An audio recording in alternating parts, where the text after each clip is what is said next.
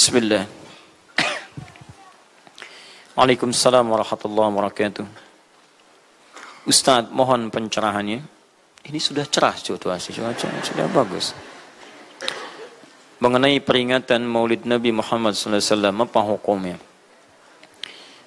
Dan bagaimana kalau umat Islam memperingatinya? Terima kasih atas pencerahannya. Waalaikumsalam warahmatullahi wabarakatuh. Baik, saya ingin kita paham dulu akar persoalannya. Al-Quran, surah ke-61, ayat yang ke-6, paling kiri sebelah atas. Quran, surah kedua Al-Baqarah, ayat 129, paling kiri sebelah atas.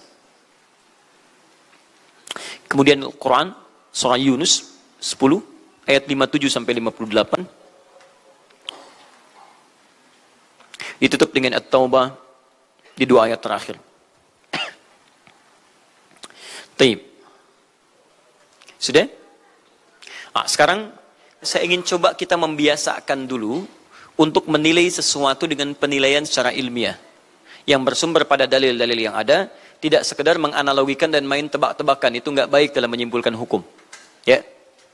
Bismillah. Sekarang secara akademis, secara ilmiah, membahas sesuatu oleh para ulama diposisikan dulu, dispesialisasikan dulu dalam bentuk ta'rif namanya, definisi.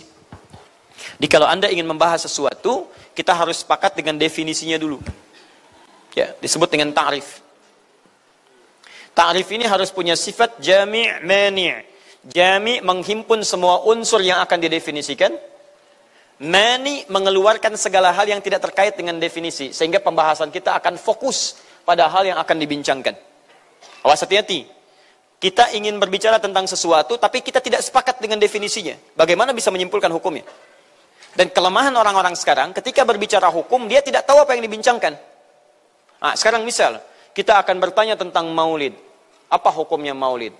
Kita harus sepakati dulu apa itu maulid. Kalau antum paham tentang definisinya, maka keluarkan turunan hukumnya. Maka lebih mengerti di situ. Nah sekarang maulid. Apa itu maulid? Sekarang begini. Maulid atau maulud?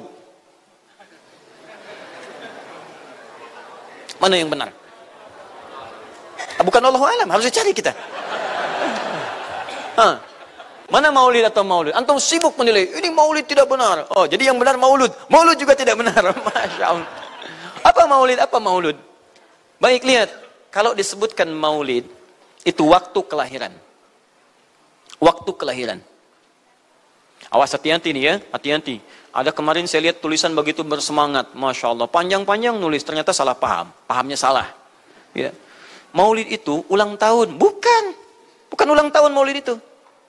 Bukan ulang tahun, bukan peringatan ulang tahun maulid itu. Ingat baik-baik, kalau pakai peringatan itu pakai Idul Milad, ya, hari kelahiran, peringatan hari kelahiran, ulang tahun. Tapi kalau cuma maulid itu waktu kelahirannya. Awas, hati-hati ya, hati-hati dalam memahami sesuatu. Kita masih detil dan jeli dalam memahaminya. Jadi kalau disebutkan maulid itu waktu kelahirannya. Kalau disebutkan maulud itu artinya bayi yang lahirnya. Bayinya yang dilahirkan. Nabinya. Kalau dalam konteks nabi. Jadi kalau disandingkan dengan kalimat maulidun nabi artinya waktu lahirnya nabi. Jelas ya? Kalau mauludun nabi, maulud nabi itu artinya nabinya, nabi yang dilahirkan. Jelas?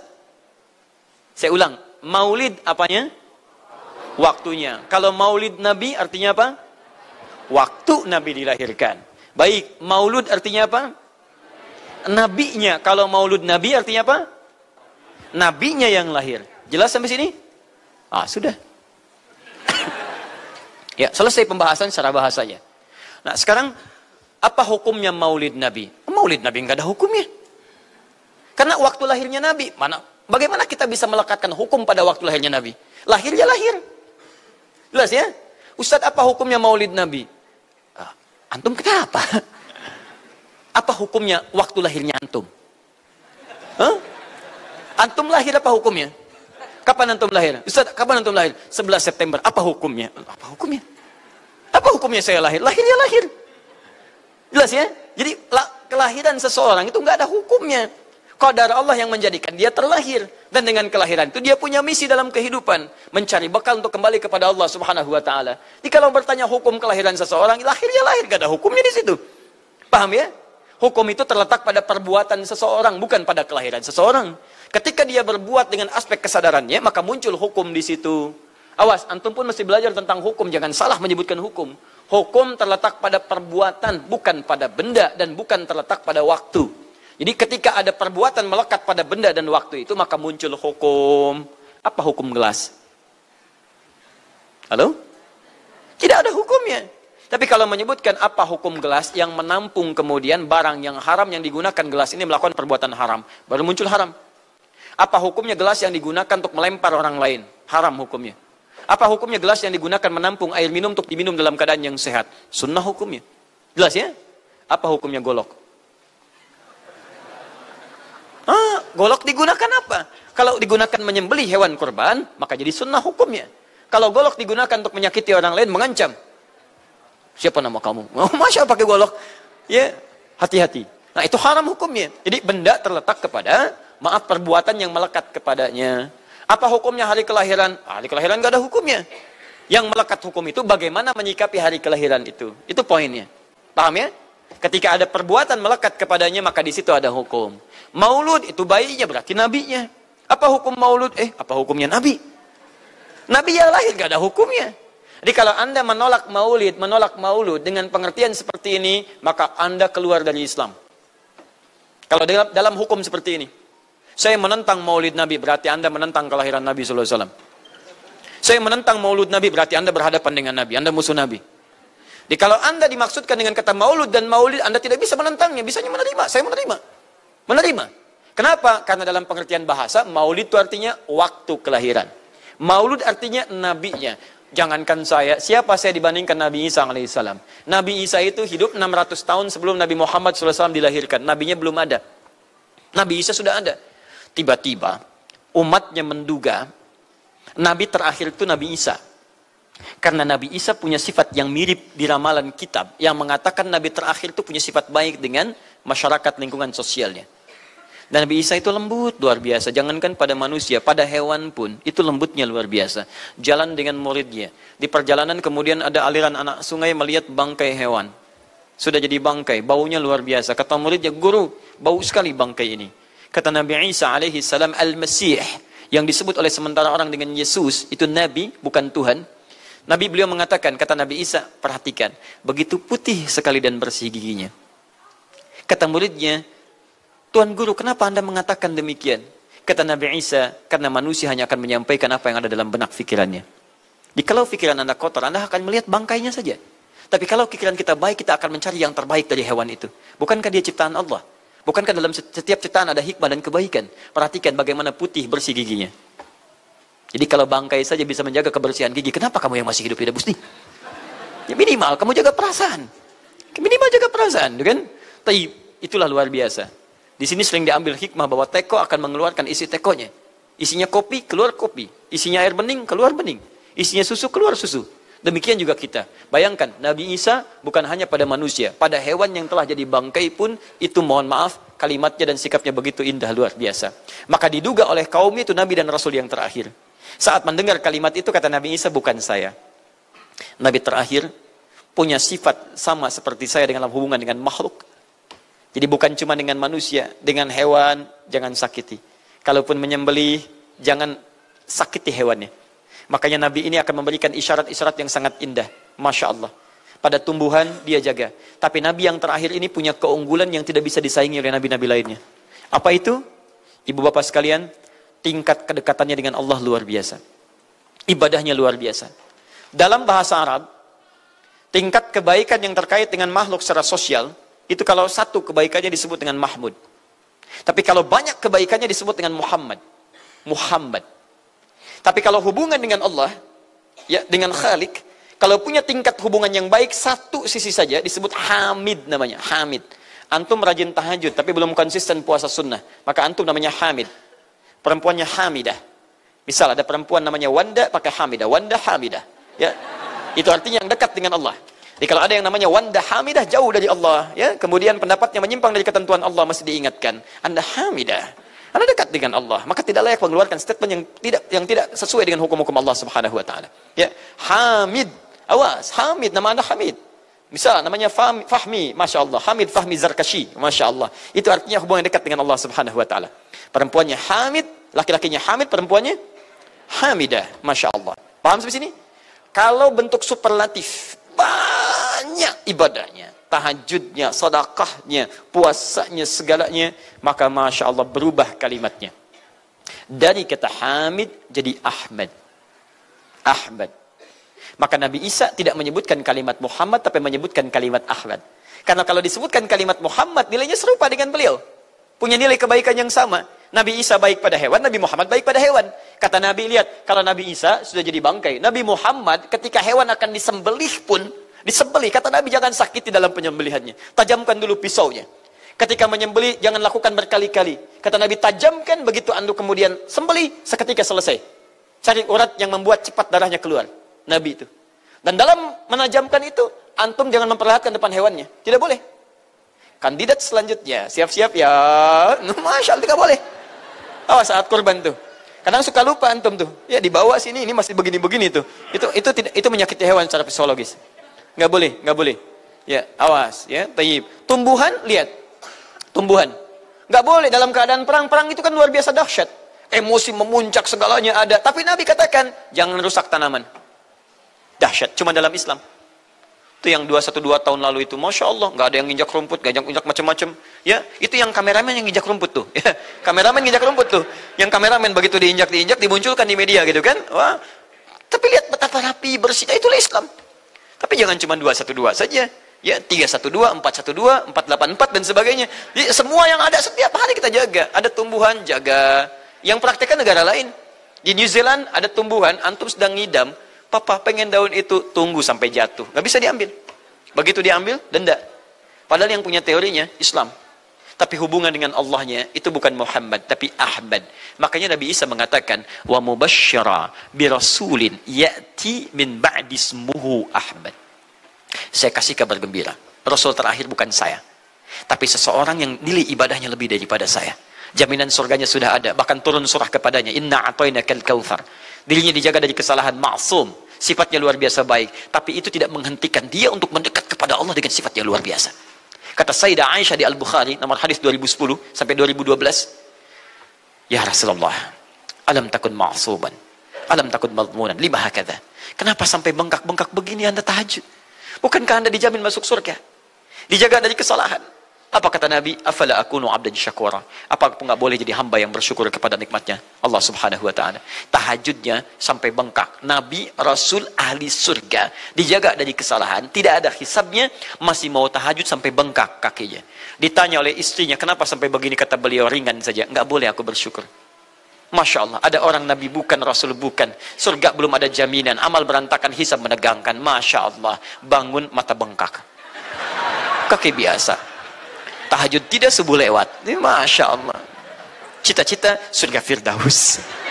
Luar biasa. Makanya Nabi Isa mengatakan Ahmad bukan Muhammad. Dan ini bukan isyarat Nabi baru. Karena nama yang melekat pada Nabi terakhir semuanya sifat. Bukan nama zat. Ini bukan melegalkan ada seorang bernama Nabi baru datang kemudian namanya Ahmad. Bukan. Kata Nabi, saya Nabi terakhir. La Nabi ya ba'di, nggak ada Nabi setelah saya. Jadi nggak ada istilah Ahmadi. Pengikut Ahmad nggak ada. Ya, dalam arti pengikut Nabi Muhammad sallallahu alaihi wasallam.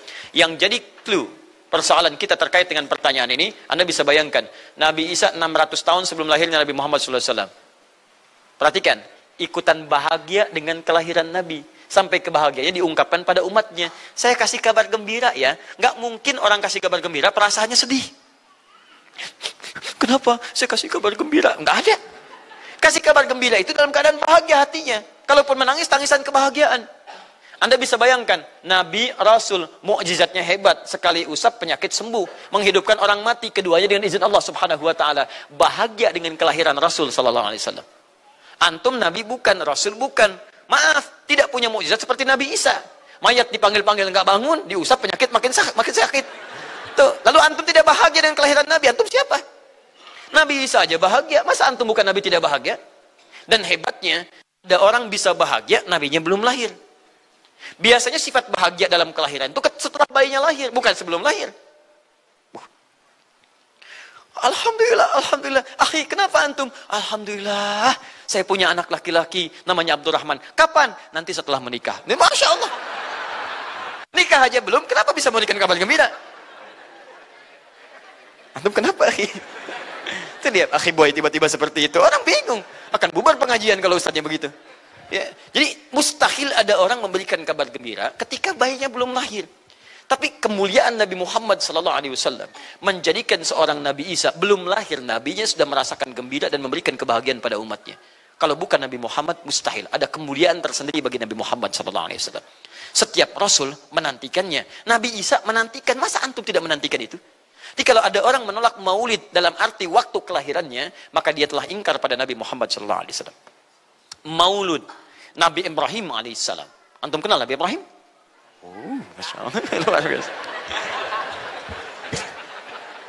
Alhamdulillah.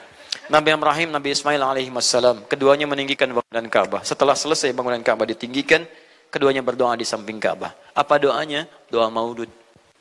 Lahirnya, bayinya. Nabi terakhir yang lahir di samping Ka'bah, yang ditinggikan oleh keduanya. Ya. Wa idh yarfa'u Ibrahimul qawa'ida minal baiti wa Ismail, ayat 127-nya. Setelah selesai meninggikan bangunan pondasi Ka'bah ini, keduanya berdoa di samping Ka'bah. Di antara doanya ayat 129-nya. Rabbana wab'ath fihim rasulan minhum yatlu 'alaihim ayatika wa yu'allimuhumul kitab wal hikmah wa yuzakkihim innaka antal azizul hakim. Ya Allah, mohon utus seorang rasul dari kalangan mereka di tempat ini yang lahir di sekitaran ini. Jadi ada rasul yang lahir di dekat sekitaran Ka'bah. Hasil penelitian tidak ada rasul satupun yang lahir di dekat Ka'bah kecuali Nabi Muhammad SAW. Ya, silahkan cek. Kami baru kembali dari sana dan sampai sekarang tempat dilahirkannya masih ada dan disamarkan dalam bentuk museum. Ya, di bawahnya ada perpustakaan Al-Maktabah Qadimah. Di kalau antum dari Zamzam di sini, ini As-Saffah. Ya, nyebrang sedikit ini Istana Raja, dalam jarak cuma 15 meter ke sini kurang lebih. Lurus ke sini, kemudian belok langsung ke sebelah kanan. Di sini ada jembatan ke atas, ke lantai yang ketiga, ya, naik ke sini. Kemudian di sini antum langsung belok ke pintu sini. Ini ada Babul Ajyad, bab yang ke pintu ke-25. Ini bab Ismail, pintu ke-26. Antum lurus saja ke sini, jangan belok sini, jangan belok sini. Di sini kemudian ada gate lurus King Abdul Aziz, yang pertama di sini. Ya, antum belok kanan sini, lurus sekitar 30 meter dari sini, sebelah kanan ada pos satpam.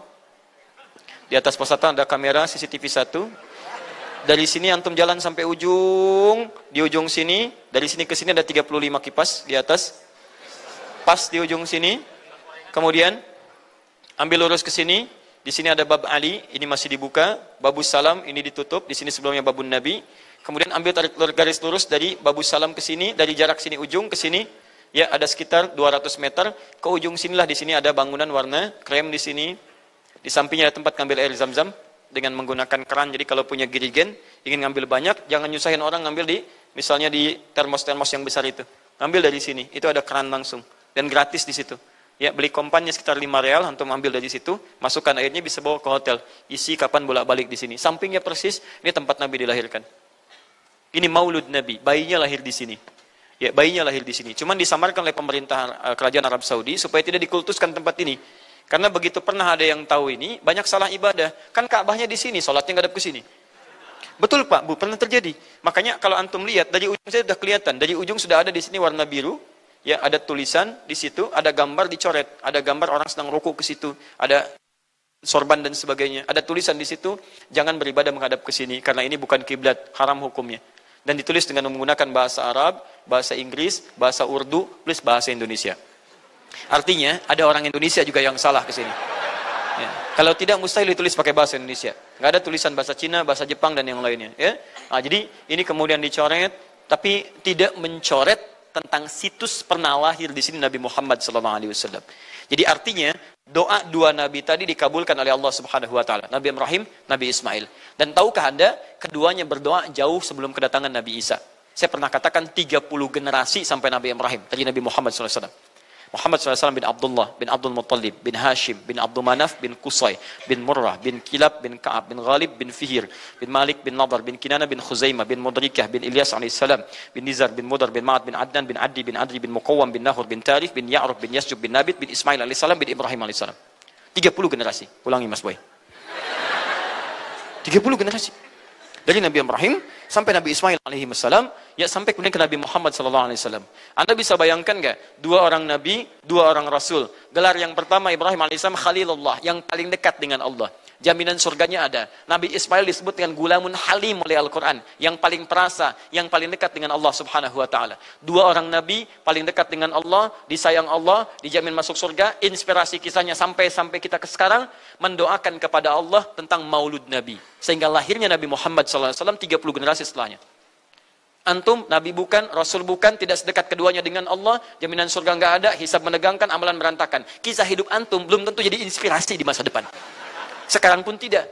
Tiba-tiba antum menolak maulud, antum siapa? Kalau antum menolak maulud, berarti antum menolak Nabi SAW. Dalam pengertian baiknya. Jelas ya? Jadi kalau kemudian ada disebutkan maulid dan maulud, itu artinya maulid waktu kelahiran, maulud bayi yang dilahirkan. Sekarang, bagaimana menyikapi maulid dan maulud itu? Saya tahu nabinya dilahirkan, nabinya sudah ada. Jelas ya? Maka kemudian saya pun tahu waktu kelahirannya. Bagaimana kemudian menyikapi itu semua?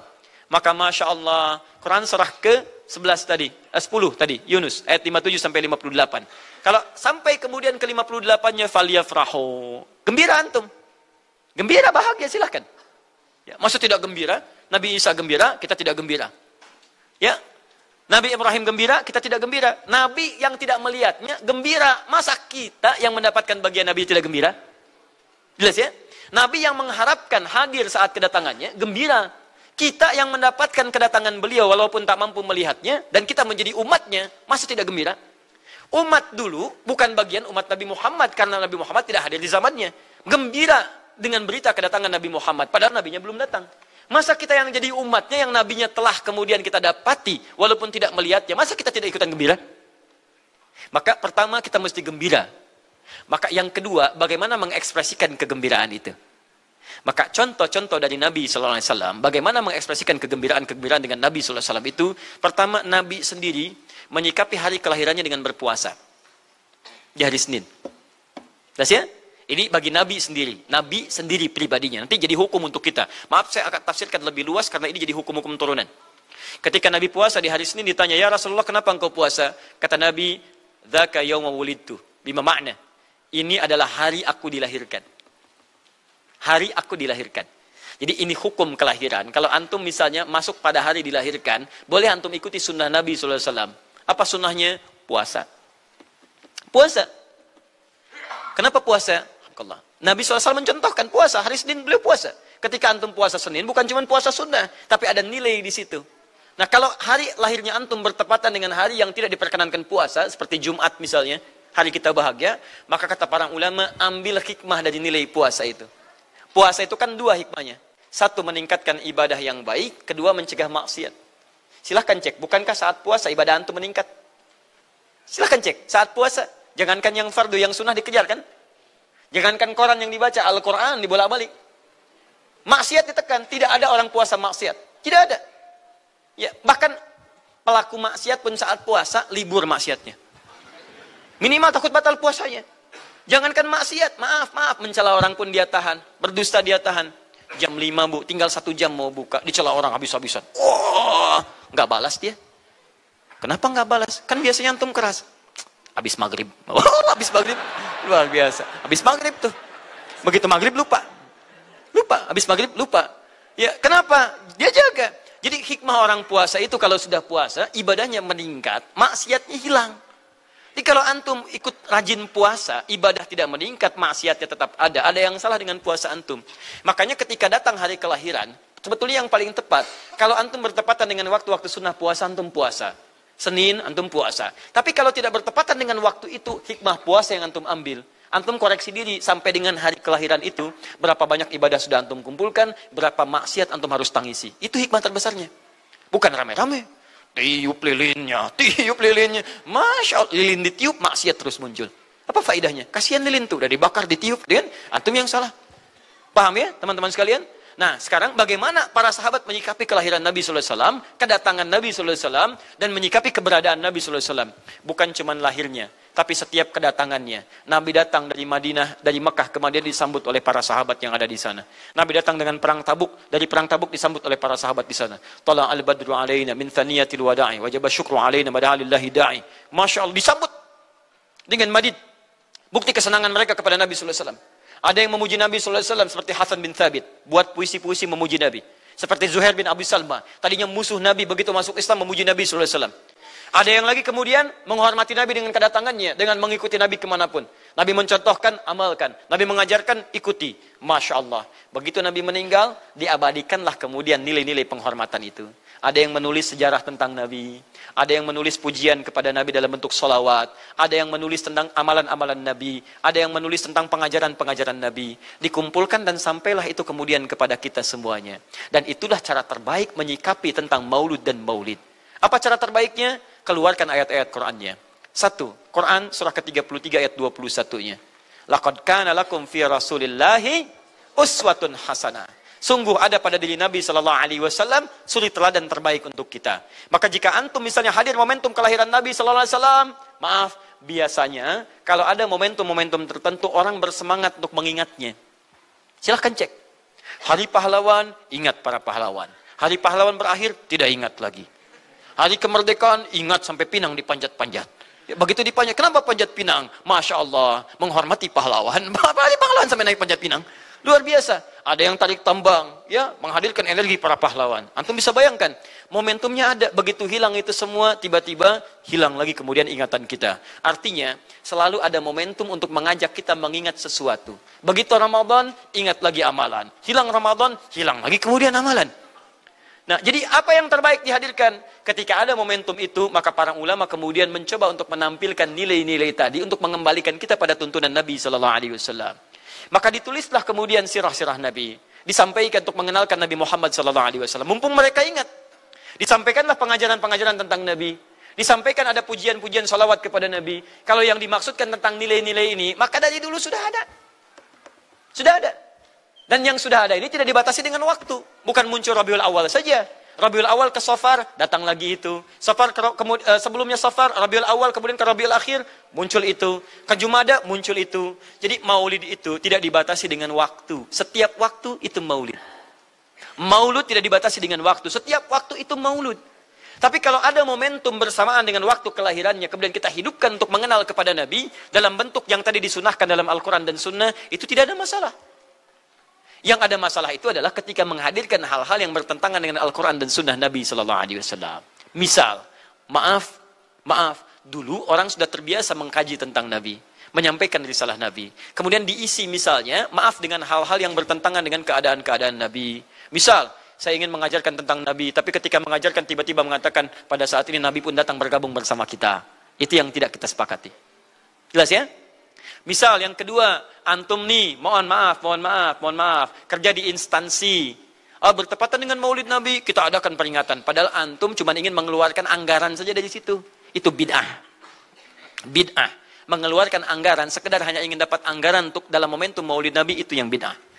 Maulid bukan makan-makan. Jadi kalau antum mengadakan Maulid Nabi hanya sekedar untuk makan-makan, itu yang bid'ah. Tapi kalau antum ingin belajar menghadirkan momentum itu untuk mengisi ta'lim, sama aja dengan ta'lim kita sekarang. Apakah ada hadis Nabi mengatakan ta'lim khusus di hari Ahad jam 8 pagi sampai jam 10? Tidak ada. Di ta'lim kita bid'ah ini. Jadi kalau antum pahami setiap yang tidak ada contohnya itu bid'ah, Masya Allah, maka akan ada banyak bid'ah dalam kehidupan. Mushaf itu bid'ah, karena nggak ada contohnya zaman Nabi SAW. Antum dari ujung kepala sampai ujung kaki itu bid'ah, karena antum tidak ada di zaman Nabi SAW. Ya, jadi jangan langsung menilai bahwa setiap maulid itu bid'ah. Bukan. Kalau momentum itu ingin diisi dengan ta'lim, ingin memperkenalkan Nabi, ingin mengajarkan syariat-syariat Islam, maka itu tidak ada masalah. Itu mengamalkan petunjuk-petunjuk ayat, bukan mengkhususkan di waktu itu, bukan. Karena ta'lim itu dibuka di setiap waktu, tapi menjadikan waktu itu untuk momentum, karena setiap orang sedang ingat Nabi pada saat itu. Jelas ya? Kapan lagi kita mendapati orang ingat Nabi? Maka ajarkan itu dan pesankan pada saat itu. Teman-teman, jangan cuma pada waktu ini ya, setiap waktu kita amalkan ingatan kita kepada Nabi sallallahu alaihi wasallam. Makanya saya kalau diundang, Ustadz ada Maulid Nabi, saya datang untuk ceramah, untuk menyampaikan pesan-pesan terkait dengan Nabi sallallahu alaihi wasallam. Adapun masalah ritual-ritual saya tidak ikutan. Makanya paham, begitu saya datang pas ceramah. Ceramah, saya berikan ceramahnya. Nabi begini, apa itu maulid? Allahu alam. Bukan Allahu alam, kan antum bikin spanduknya di sini. Apa itu maulud? Maulud. Bukan maulud. Maulud itu begini, maulid itu begini. Ketika kita terangkan, kita sampaikan, Masya Allah. Antum tahu apa yang terjadi? Mereka mulai sholat dengan baik, masjidnya mulai ramai. Besoknya tidak ada ramai-ramai lagi. Begitu ada maulid, ceramah lagi. Ternyata ceramahnya nggak sampai maulid lagi. Besoknya ceramah lagi. Ahadnya ada waktu taklim. Dan itulah cara terbaik untuk memberikan penjelasan kepada masyarakat untuk mencintai Rasulullah SAW. Paham ya? Jangan seketika, oh ini maulid bid'ah, Masya Allah. Antum tuh bid'ah dari kepala sampai kaki. Ya.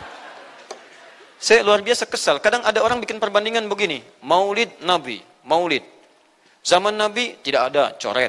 Zaman sahabat tidak ada coret. Zaman tabi'in tidak ada coret. Zaman ini ada. Oh, lalu diserupakan lah yang ikut-ikut ke sini. Antum kalau mengamalkan hukum seperti ini fatal. Zakat pakai beras. Zaman Nabi coret. Zaman sahabat coret. Ya, zaman tabi'in coret. Zaman ulama coret. Zaman antum ada bid'ah antum. Cara menyimpulkan hukum bukan seperti ini. Lihat turunannya, lihat dalilnya, lihat pemahamannya, lihat turunan-turunan fikihnya. Ya, bagaimana bisa zakat pakai beras ini jadi? Padahal contoh nggak ada. Dalil nggak spesifik. Ayo coba temukan. Nabi zakat pakai beras. Temukan. Kalau antum menemukan, Masya Allah saya bermohon kepada Allah supaya Allah mempercepat hajinya antum dan masuk surga tanpa hisab. Tiap hari saya doakan. Tidak cukup dengan amin, cari dulu. Cari di setiap hadis Nabi zakat pakai beras. Saya sampaikan pada antum, sampai kiamat kurang 2 hari, antum nggak akan temukan. Sehari lagi buat sadar, ngapain nyari? Ya. Karena Nabi tidak pernah bersentuhan dengan beras. Silakan cari di kitab hadis palsu pun, sepalsu-palsunya nggak akan ditemukan. Capek pemalsu hadis mengarang hadis palsu tentang itu. Nggak akan didengar, nggak akan dilihat. Kenapa? Karena tidak ada. Ya, kata Muawiyah, hadza irqun, itu makanan pokok. Nabi zakat pakai kurma, pakai gandum. Ya, lihat, karena itu makanan pokoknya. Makanya setiap makanan pokok yang digunakan, kata para ulama, mendekati kaidah usul fikihnya. Lihat, kaidah usul fikih diambil di sini. Setiap yang punya keserupaan dengan itu, sekalipun teksnya tidak jelas langsung menunjuk, itu ada isyarat, namanya qarinah namanya. Kalau ada isyarat menunjukkan kepada itu, maka boleh digunakan sebagai alternatif lain dari makanan pokok yang tidak didapati di masa kita dengan generasi yang berbeda. Tapi kalau makanannya sama di setiap generasi, dia zakatnya pakai itu. Makanya orang Arab sampai sekarang pakai kurma, ada yang pakai gandum. Kita makanan pokoknya bukan itu. Antum makanan pokoknya apa? Beras, Masya Allah, beras. Baik pemirsa, beras itu makanan pokok bagi hewan yang bertembolok ya. Ayam, bebek itu beras. Baik, makanan kita nasi. Dan nasi bersumber dari beras. Baik, nasi bersumber dari beras. Jadi kalau kita ingin zakat pakai beras, boleh tidak? Nah, lihat bagaimana cara pendekatannya. Dalil belum ditemukan aslinya. Seperti maulid tadi, menyikapi dengan taklim macam-macam, nggak ada nas aslinya. Tapi korinahnya ditemukan, sama-sama makanan pokok, sama-sama taklim, sama-sama meminta untuk ikut ajaran, sama-sama mereka ingat tentang Nabi SAW. Maka semua hukum itu kita terapkan, jadilah hukum terapan dalam kehidupan kita. Paham? Dan itu tidak disebut dengan bid'ah. Jelas ya? Bid'ah. Alhamdulillah. Tapi kalau yang rame-rame tadi, yang tidak jelas ya, hanya menghabiskan anggaran, makan-makan tidak karuan, meyakini ini itu dan sebagainya, saya tidak sepakat dengan itu. Saya tidak sepakat. Allah Ta'ala alam bisawab.